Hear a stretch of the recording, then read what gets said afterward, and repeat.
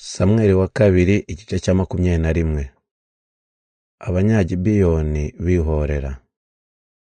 Ku ngoma ya Dawidi hateye inzara imara imyaka 3 ikurikiranye. Dawidi asenga Uhoraho, amubaza icyayiteje.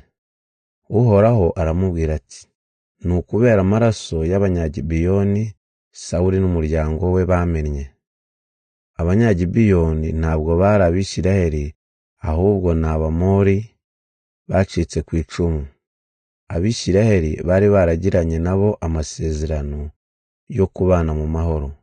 Ariko Sawuli yashatse kubarimbura kubera ishyaka yarwanira Abisiraheli n'Abayuda. Umwami Dawidi atumiza Abanyagibeyoni kugira ngo avugane nabo. Arababaza ati, nabakorera iki? Nabahakira iki kugira ngo musabire umugisha igihugu Uhoraho yaduhaye? Abanyagibeyoni baramusubiza bati, ikibazo dufitanye na Sawuli n'umuryango we nticyarangizwa n'ifeza cyangwa izahabu, kandi nta burenganzira dufite bwo kwihorera mu Bisiraheli. Dawidi arababwira ati, noneho mumbwire icyo mushaka cyose nkibakorere. Abanyagibeyoni baramubwira bati, Sawuli yishe benshi muri twe, yashatse kutumara, yiyemeza kudutsemba mu gihugu cyose cya Isiraheli.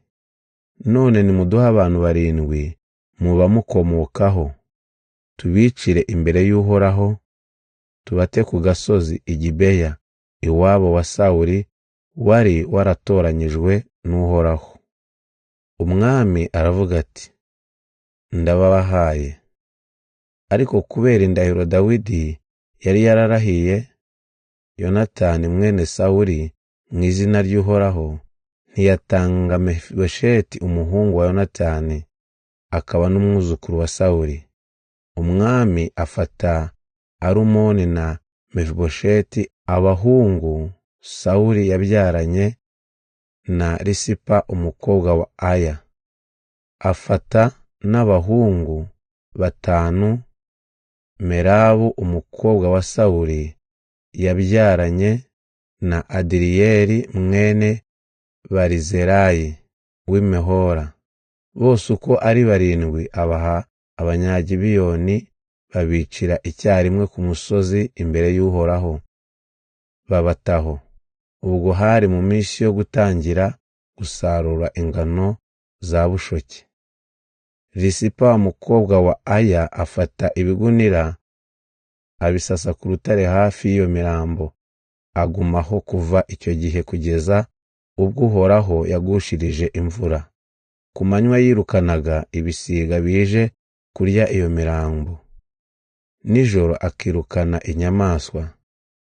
Baza kubwira Dawidi icyo Risipa umukobwa wa Aya akaba n'inshoreke ya Sawuli yakoze. Dawidi ajya i Yabeshi Geradi, yaka abakuru baho amagufwa ya Sawuli n'ay'umuhungu we Yonatani. Abaturage baho bari baribye imirambo yabo i Betishani, aho Abafilisiti bari barayimanitse, bamaze kubicira i Gilibowa. Nuko bazana ayo magufwa bayakoranyiriza hamwe n'ay'ababandi 7 bishwe, yose bayahamba hamwe n'ayakishi se wa Sawuli i Sera mu ntara y'Abenjamini. Bamaze kurangiza ibyo byose nk'uko umwami yabitegetse, Imana yumva amasengesho yabo. Dawidi yongera kurwana n'Abafilisiti. Abafilisiti bongera gutera Abisiraheli. Dawidi atabarana n'ingabo ze, bararwana kugeza ubwo Dawidi yananiwe.